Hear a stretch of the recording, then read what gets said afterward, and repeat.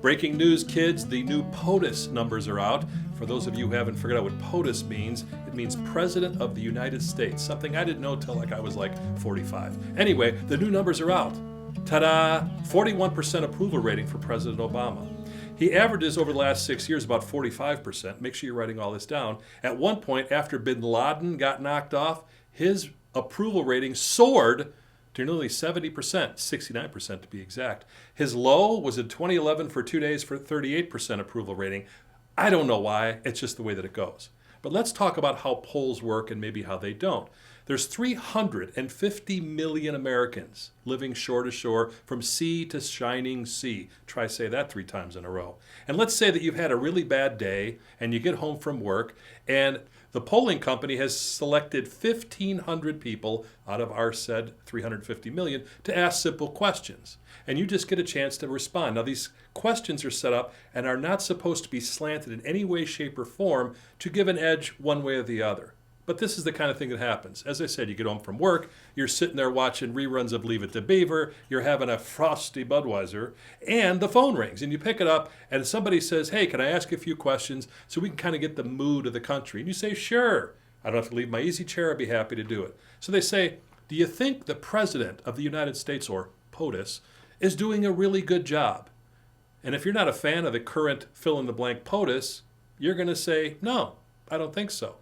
Then they may say things like, do you think the country is safer since 9/11? And if you watch what's going on in the world, and you think about the billions of dollars that were spent to eradicate those kind of dangerous activities on our shores, you may say, no.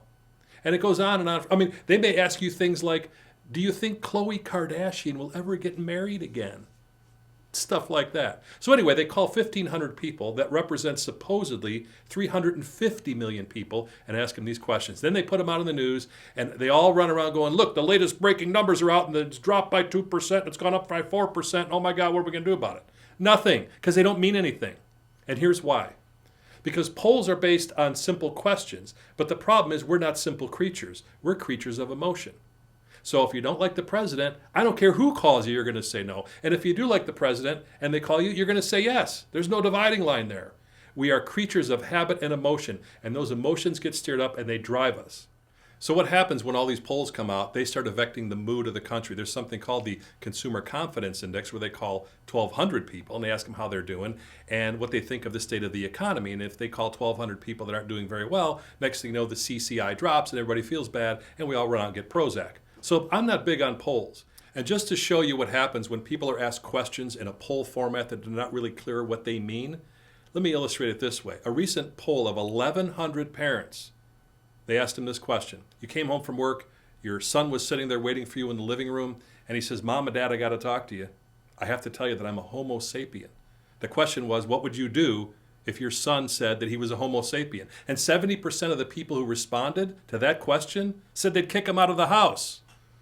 Now, if you got to go look up what Homo sapien means, you might be in the 70%.